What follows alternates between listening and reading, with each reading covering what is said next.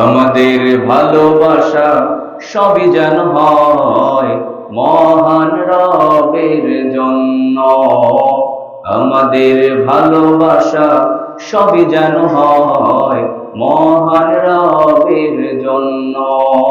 রাগ ক্ষোভ ঘৃণাগুলো তাও যেন হয় প্রভু শুধু তোমার জন্য। মান আহাব্বা লিল্লাহ ওয়া আবগাদা লিল্লাহ ওয়া আ'তা লিল্লাহ ওয়া মানআ লিল্লাহ ফাকাদ ইসতাকমালাল ঈমান। আমাদের ভালোবাসা সবই যেন হয় মহান রবের জন্য। আল্লাহর জন্য আমাদের ভালোবাসা আছে নাকি নাই? আল্লাহর রাসূলের জন্য আমাদের ভালোবাসা আছে নাকি নাই? আল্লাহর নবীর জন্য আমাদের ভালোবাসা আছে নাকি নাই? পিতামাতার জন্য ভালোবাসা আছে নাকি নাই? সন্তান সন্ততির জন্য ভালোবাসা আছে নাকি নাই? আমাদের সবার জন্য সবার ভালোবাসা আছে নাকি নাই? আমাদের প্রত্যেকটা দিন, প্রত্যেকটা মোমেন্ট, প্রত্যেকটা সেকেন্ড, প্রত্যেকটা সময় তো আমরা একে অপরকে ভালোবাসি। এই ভালোবাসা যিনি দিয়েছেন তিনি কে? তো আমাদের ভালোবাসার কোনো অভাব নাই। এজন্য মুসলমানদের আলাদা করে কোনো দিবসকে, কোনো দিনকে ভালোবাসা দিবস হিসেবে পালন করার কোনো সুযোগ নাই। এই অশ্লীলতায়, এই বেহায়াপনায় আমার যুবক ভাইয়েরা, আমার বোনেরা, তারা নিজেদেরকে এর মধ্যে কখনোই ঢুকাতে পারে না। যেহেতু আমাদের ভালোবাসার কোনো অভাব নাই, ওর একটা দিনকে ভালোবাসার নামে একটু আনন্দ পেতে চায়। পাশ্চাত্য সভ্যতার দিকে যদি আমরা তাকাই, ওখানে কোনো ভালোবাসা নাই। মায়ের সাথে বাবার তেমন কোনো সম্পর্ক নাই, সন্তানের সাথে মায়ের সম্পর্ক নাই, খুব কম এগুলো। পারিবারিক বন্ধন নাই বললেই চলে। শান্তি নাই। সন্তানের জন্ম হয়েছে, বাবাকে এটাও ওরা জানে না, ঠিক কিনা? বিবাহ বহির্ভূত অসংখ্য সন্তান জন্ম হয় আমেরিকা, ইউরোপের দেশগুলোতে। সেখানে ওরা ভালোবাসার জন্য হাহাকার করে, একটু শান্তির জন্য হাহাকার করে। কিন্তু আমাদের প্রত্যেকটা মোমেন্টেই তো ভালোবাসা দিয়ে ভরে দিয়েছেন কে? তো আমরা কেন ওদের এই পাতা ফাঁদে আমরা কেন পা দেব? শয়তান রব্বুল আলামিনের কাছে বলেছিল, قال فبما أغويتني لأقعدن لهم صراطك المستقيم। ও আল্লাহ, আপনি আমাকে জান্নাত থেকে বের করে দিয়েছেন, আমিও ওই সিরাতাল মুস্তাকিমের যে পথ আছে, জান্নাতের যে পথ আছে, এই পথে আমি সব সময় উত পেতে বসে থাকবো। সে আরো বলল, সুম্মা লাআতিয়ান্নাহুম মিন বাইনি আইদিহিম ওয়া মিন খালফিহিম ওয়া আন আইমানিহিম ওয়া আন শামাইলিহিম ওয়া লা তাজিদু আকসারাহুম শাকিরিন। ও আল্লাহ, আপনি জেনে রাখেন আমি শয়তান চ্যালেঞ্জ করতেছি। নাউজুবিল্লাহ পড়েন। আমি শয়তান চ্যালেঞ্জ দিয়ে গেলাম যে আদম সন্তানের জন্য, যে আদমের জন্য, হাওয়ার জন্য আপনি আমাকে জান্নাত থেকে বের করে দিলেন, এই আদম সন্তানের আমি সামনের দিক থেকে উত পেতে বসে থাকবো, পেছন দিক থেকে উত পেতে বসে থাকবো, ডান দিক থেকে উত পেতে বসে থাকবো, বাম দিক থেকে উত পেতে বসে থাকবো। চতুর্দিক থেকে তাকে আমি এমন ভাবে আমি জাল বিস্তার করব, আমি আক্রমণ করব, আমি আমার কলা কৌশলগুলো দেখাবো। আপনি একজন বান্দাকেও আপনি শুকরিয়া আদায়কারী রূপে পাবেন না। নাউজুবিল্লাহ। আমার পাতা ফাঁদে এরা সবাই পা দিবে। এই চ্যালেঞ্জ কে ছুড়ে দিয়ে এসেছে? শয়তান আল্লাহকে বলে এসেছে, চ্যালেঞ্জ দিয়ে আসছে। আমরা কি এই চ্যালেঞ্জের মোকাবেলা করতে চাই? তো আমরা শয়তানকে দেখিয়ে দিতে চাই যে আমরা তোমার ফাঁদে পা দেব না। এই 14ই ফেব্রুয়ারির এই ভালোবাসা দিবসের নামে বেহায়াপনা দিবস, এই দিবস আমাদের হতে পারে না। এদিন আপনি আপনার সন্তানকে, আপনার মেয়েকে, আপনার ছেলেকে আপনি বোঝান, ঘর থেকে বের হতে দেবেন না। সে কার সাথে 2 দিন মিশবে, কি করবে আপনি জানবেনও না। এজন্য এই দিনটা অত্যন্ত ভয়াবহ একটা দিন। আমাদের সন্তানরা না বুঝে হয়তো এমন কিছু করে ফেলবে, জীবনটাই শেষ হয়ে যেতে পারে, ঠিক কিনা? যেটা হয় যে না, ব্যভিচার এই দিনের চাইতে আর কোনোদিন হয় কিনা এত বেশি আমার জানা নাই। তো এই ভালোবাসা দিবস, এটা যে শুরু হয়েছে, এর ইতিহাসটাও আমাদের জানা দরকার আছে নাকি নাই?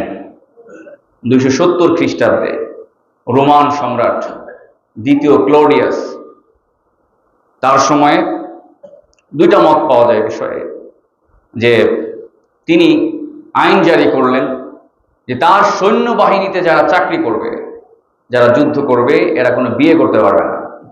কি করতে পারবে না?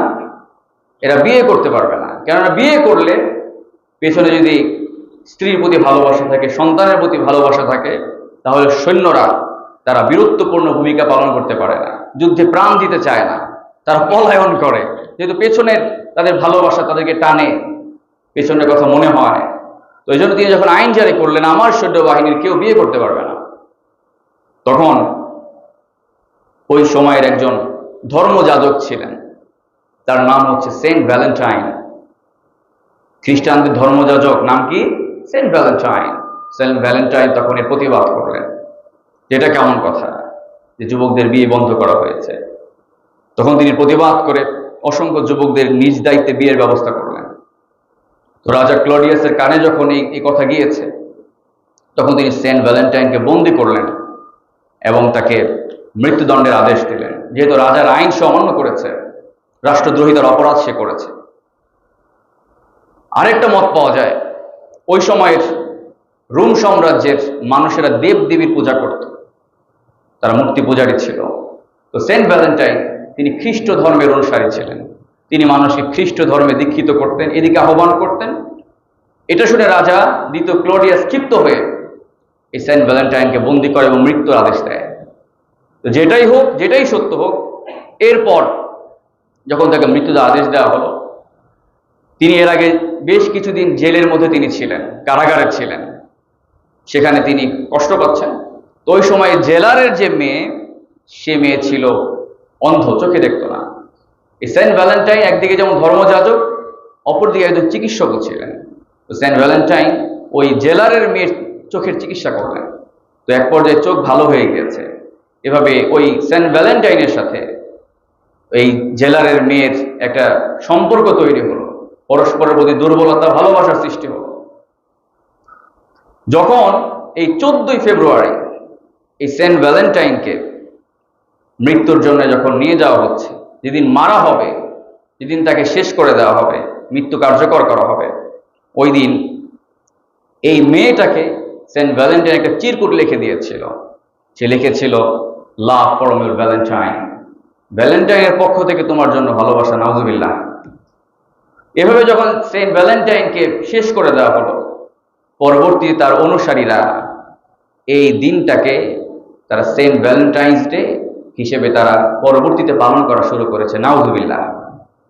এটা অবৈধ ভালোবাসা, যে কিনা খ্রিস্ট ধর্মের প্রচারণার জন্য কি হয়েছে, কারারুদ্ধ হয়েছে। এরপর অবৈধ ভালোবাসা করেছে, এরপর তাকে স্মরণীয় করে রাখার জন্য খ্রিস্ট ধর্মের লোকেরা, অন্যান্য ধর্মের লোকেরা এটাকে পালন করা শুরু করেছে। এর সাথে কি কোনো মুসলমান সন্তানদের সম্পর্ক থাকতে পারে? পারে না। তো জঘন্য কাজে আমরা কিভাবে সামিল হতে পারি? জন্য বলতে চাই যে অবৈধ ভালোবাসা দিবসের সাথে আমাদের কোনো সম্পর্ক থাকতে পারে না। আমাদের প্রতিদিনই তো ভালোবাসা। বিশ্বনবী সাল্লাল্লাহু আলাইহি ওয়াসাল্লাম বলেন, আর যে কিনা শুধুমাত্র আল্লাহর জন্যই কাউকে ভালোবাসে, আর যদি ঘৃণা করা লাগে সেটা আল্লাহর জন্যই করে, আর যদি কাউকে কোনো কিছু দান করা লাগে সেটা আল্লাহর জন্যই করে, আর যদি দান করা থেকে বিরত থাকা লাগে সেটা আল্লাহর জন্যই করে, আল্লাহর জন্যই যার সব কিছু হয়ে যায়, রব্বুল আলামিন তার ঈমানটাকে পরিপূর্ণ করে দেয়। আমাদেরও ভালোবাসা আছে, ভালোবাসার কোনো কমতি নাই। আমরা প্রাণ দিয়ে আমাদের মাকে ভালোবাসতে চাই, ঠিক কি না? আমাদের বাবাকে ভালোবাসতে চাই, আমাদের স্ত্রীদেরকে আমরা ভালোবাসতে চাই, সন্তানদেরকে ভালোবাসতে চাই। কিন্তু তাই বলে এই বিয়ে বহির্ভূত অবৈধ রিলেশনের এই ভালোবাসাকে আমরা সাপোর্ট করতে পারি না। আমার ভাইয়েরা, বিশ্বনবী সাল্লাল্লাহু আলাইহি ওয়াসাল্লাম বললেন, 7 শ্রেণীর মানুষকে আল্লাহ সুবহানাহু ওয়া তাআলা তিনি আরশের ছায়ায় স্থান দান করবেন, যখন কিনা আরশের ছায়া ছাড়া কোনো ছায়া থাকবে না। তখন ওই একটা শ্রেণী হচ্ছে রাজুলানি তাহাব্বা ফিল্লাহি ইজতামাআ আলাইহি ওয়া তাফাররাকা আলাইহি, যারা কিনা আল্লাহর জন্য পরস্পরকে ভালোবেসেছে, আর যদি পৃথক হওয়া লেগেছে সেটা আল্লাহর জন্যই পৃথক হয়েছে। আপনি এমন বন্ধু আপনি বানান যে বন্ধু আল্লাহকে ভালোবাসে, কি বাসে? আল্লাহকে ভালোবাসে, আল্লাহর বিধানগুলো মানে, তার সাথেই আপনার চলাফেরা হওয়া লাগবে, ঠিক কিনা? আর যে আল্লাহকে মানে না, আল্লাহর বিধান মানে না, বিশ্বনবীর সুন্নাহ ভালো লাগে না, তার সাথে আমাদের সম্পর্ক থাকতে পারে না। এই জন্য আমরা আমাদের রাসূলকে ভালোবাসতে চাই, আল্লাহকে ভালোবাসতে চাই, ঠিক কিনা? বিশ্বনবী বললেন, লা ইউমিনু আহাদুকুম হাত্তা আকুনা হাব্বা ইলাইহি মিন ওয়ালিদিহি ওয়া ওয়ালাদিহি ওয়ান নাসি আজমাইন। বিশ্বনবী বললেন, তোমরা ততক্ষণ পর্যন্ত ঈমানদার হতে পারবা না যতক্ষণ না তোমাদের পিতামাতা, তোমাদের সন্তান সন্ততি এবং সমস্ত মানুষের চাইতে আমি নবীকে বেশি ভালো না বাসো। আল্লাহর নবীকে ভালোবাসা দরকার আছে নাকি নাই? সাইয়েদনা ওমর ফারুক রাদিয়াল্লাহু তাআলা আনহু, তিনি বিশ্বনবী সাল্লাল্লাহু আলাইহি ওয়াসাল্লামের সাথে এক জায়গায় আছেন, বিশ্বনবীর হাতের সাথে ওমরের হাত লাগানো। তখন ওমর ফারুক রাদিয়াল্লাহু তাআলা আনহু বললেন, ইয়া রাসূলুল্লাহ, আমি আমার জীবন ছাড়া, এছাড়া আমার যা কিছু আছে, বাড়ি ঘর, স্ত্রী সন্তান, সব কিছুর চাইতে আপনাকে বেশি ভালোবাসি, কিন্তু আমি আমার জীবনের চাইতে আপনাকে এখনো বেশি ভালোবাসতে পারি নাই। বিশ্বনবী বলেন, ওমর, তুমি এখনো ঈমানদার হতে পারো নাই। এরপরে ওমর ফারুক রাদিয়াল্লাহু তাআলা আনহু কিছুক্ষণ চুপ থেকে বলেন, ইয়া রাসূলুল্লাহ, এখন আমি বুঝতে পারছি আমি আমার জীবনের চাইতেও আমি আপনাকে বেশি ভালোবাসি। সুবহানাল্লাহ। এরপরে বিশ্বনবী বলেন, ওমর, এখন তুমি পরিপূর্ণ ঈমানদার হয়ে গিয়েছো। বিশ্বনবী বললেন, অবশ্যই অবশ্যই ঈমানদার হতে হলে আমি বিশ্বনবীকে সব চাইতে বেশি ভালোবাসতে হবে। এজন্য বলা হয় যে বিশ্বনবীর অপমানে যদি আপনার মনটা না কাঁদে, তাহলে আপনি রাসূলের উম্মত না, আপনি রাসূলের দুশমন, ঠিক কি না? আপনার নেতার বিরুদ্ধে কথা বললে আপনার রক্তটা গরম হয়ে যায়, আপনার মাথা ঠিক থাকে না, আপনি তখন এমন কাজ করে ফেলেন, কি করছে নিজেও জানেন না। কিন্তু রাসূলের অপমান যখন করা হয়, তখন আমার রক্তটা যদি গরম না হয়, আমার ঈমানটাকে যদি জেগে না ওঠে, আমি যদি প্রতিবাদ করার কোনো ভাষা খুঁজে না পাই, বুঝতে হবে এখন আমি ঈমানদার হতে পারি নাই। এই জন্য আল্লাহ এবং তার রাসূলকে আমরা ভালোবাসতে চাই জান এবং প্রাণ দিয়ে, ঠিক কিনা? আমার ভাইরা, এই সমাজের মধ্যে জেনা, ব্যভিচার এই ছড়িয়ে পড়ার অন্যতম কারণ হচ্ছে আমরা বিয়েটাকে কঠিন করে ফেলেছি। কি করেছি? আমাদের দেশে, আমরা আমাদের সমাজে বিয়েকে কঠিন করে ফেলেছি। বিয়ে যখন কঠিন হবে, তখন সমাজের জেনা ব্যভিচার বাড়বে না কমবে? বাড়বে না? অবশ্যই বাড়বে। এই জন্য ইসলামী শরিয়া বিয়ের কোনো বয়স নির্ধারণ করে নাই। কিন্তু বাংলাদেশে এখন যেটা আছে, ছেলেদের ক্ষেত্রে 21 এবং মেয়েদের ক্ষেত্রে 18 করা হয়েছে। 2-3 দিন আগে বাংলাদেশ মুসলিম নিকাহ রেজিস্টার কল্যাণ সমিতি একটা আবেদন করেছে যে যাতে করে বয়সটাকে আরো কমিয়ে ছেলেদের 18 এবং মেয়েদের 16 করা হয়। কারণ হচ্ছে তারা গবেষণা করে দেখেছে যে বাংলাদেশে বর্তমানে যে হারে জেনা ব্যভিচার বেড়েছে এবং পরকীয়া বেড়েছে, এর অন্যতম পেছনে যে কারণ, সেটা হচ্ছে এই বিয়েরটাকে কঠিন করে দেওয়া। এই কয়েকদিন আগের ঘটনা, ছোট্ট একটা মেয়ের ঘটনা নিয়ে সারা বাংলাদেশ তোলপাড় হয়েছিল, মনে আছে আপনাদের? এই 2-3 দিন আগের ঘটনা। আরাব ইসলাম সুবা নামে একটা মেয়ে, বয়স মাত্র 11। কত? ছোট্ট একটা মেয়ে। এখন তার খেলাধুলা করার কথা, বাসায় বান্ধবীদের সাথে ভাই বোনের খেলাধুলা করবে। তো এই মেয়ে, সে ঢাকার মোহাম্মদপুরে এসেছে মায়ের চিকিৎসা হচ্ছে, ক্যান্সার আক্রান্ত মা। সেই বরিশাল থেকে কোথায় এসেছে? আত্মীয়ের বাসা মোহাম্মদপুরে এসেছে। তো এখানে বাইরে মার্কেটে গিয়েছে, হঠাৎ করে মেয়েকে পাওয়া যাচ্ছে না।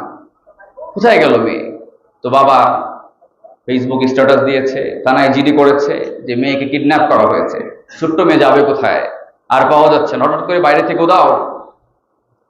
এরপরে যখন বিষয়টা নিয়ে সারা দেশে তোলপাড় সৃষ্টি হলো, এই সুবাকে কে কিডন্যাপ করলো, তখন যখন পুলিশের বিভিন্ন বাহিনীগুলো তদন্ত করা শুরু করলো, সিসিটিভির ফুটেজ দেখে অবশেষে তারা বুঝতে পারলো এই সুবা আসলে কিডন্যাপ হয় নাই, একটা ছেলের হাত ধরে সেখান থেকে পালিয়ে কোথাও গিয়েছে। তারপর খুঁজতে খুঁজতে এই সুবাকে পাওয়া গিয়েছে, নওগাঁতে পাওয়া গিয়েছে। কোথায়? নওগাঁতে পাওয়া গিয়েছে। সেখানে তার বয়ফ্রেন্ডের হাত ধরে পালিয়ে সেই নওগাঁ চলে গিয়েছে। এরপরে চিন্তা করেন, এই মেয়েকে যখন বলা হলো যে তুমি এই কাজটা কেন করলা, ছোট্ট একটা মেয়ে, কি সাহস পেলা কিভাবে? বলে বাসায় ভালো লাগে না, এই জন্য চলে আসছে। নাউজুবিল্লাহ পড়েন। বয়স মাত্র 11, ক্লাস 6-এ মাত্র পড়ে। তো এই মেয়েকে যখন বলা হলো এই ছেলের সাথে রিলেশন কবে থেকে, আরো 2 বছর আগে থেকে। নাউজুবিল্লাহ, মানে ক্লাস যখন 4-এ পড়ে তখনই এই মেয়ে এভাবে এই কাজ শুরু করে দিয়েছে। টিকটক দেখে না কি দেখে, এগুলো দেখে উৎসাহিত হয়েছে ছোট্ট একটা মেয়ে। তো এই যদি হয় সমাজের অবস্থা, এই জন্য আমরা মনে করি যে ক্লাস 6-এর মেয়ে, 7-এর মেয়ে পরকীয়া করতে পারে, প্রেম করতে পারে, এটা আমাদের কোনো সমস্যা নাই। কিন্তু যখন আমরা শুনি যে ক্লাস 8-এর একটা মেয়ের বিয়ে হয়ে গেছে, তখনই আমরা চিন্তায় পড়ে যাই, এত অল্প বয়সে বিয়েটা হলো কেমনে, কেন দেওয়া হলো? তো এই জন্য আমাদের বিয়েকে সহজ করা দরকার। মা বাবা যদি মনে করেন আমার সন্তানের এখন বিয়ে দেওয়া প্রয়োজন, অবশ্যই বিয়ে দেওয়া উচিত। অনেকে মনে করে যে আমার তো কিচ্ছু নাই, বিয়ে করবো কেমনে, ছেলের কিচ্ছু নাই, ছেলের কাছে বিয়ে দেওয়া যায় নাকি? রব্বুল আলামিন আমাদেরকে উৎসাহ দিচ্ছেন, ইয়াকুনু ফুকারা ইউগনিহিমুল্লাহু মিন ফাদলি। তুমি যদি ব্যভিচার থেকে বাঁচার জন্য, অন্যায় কাজ থেকে বাঁচতে গিয়ে যদি তুমি বিয়ে বন্ধনে আবদ্ধ হও, আমি রব্বুল আলামিন তোমার অভাবগুলো আমি মিটিয়ে দিব। সুবহানাল্লাহ। অভাব মেটানোর দায়িত্ব কে নিয়েছেন? আল্লাহ নিয়েছেন। বিশ্বনবী সাল্লাল্লাহু আলাইহি ওয়াসাল্লামের কাছে এক ব্যক্তি এসেছে, যার সম্বল ছিল পরনের একটা লুঙ্গি। কি ছিল? পরনের একটা লুঙ্গি ছিল, আর কিছুই ছিল না।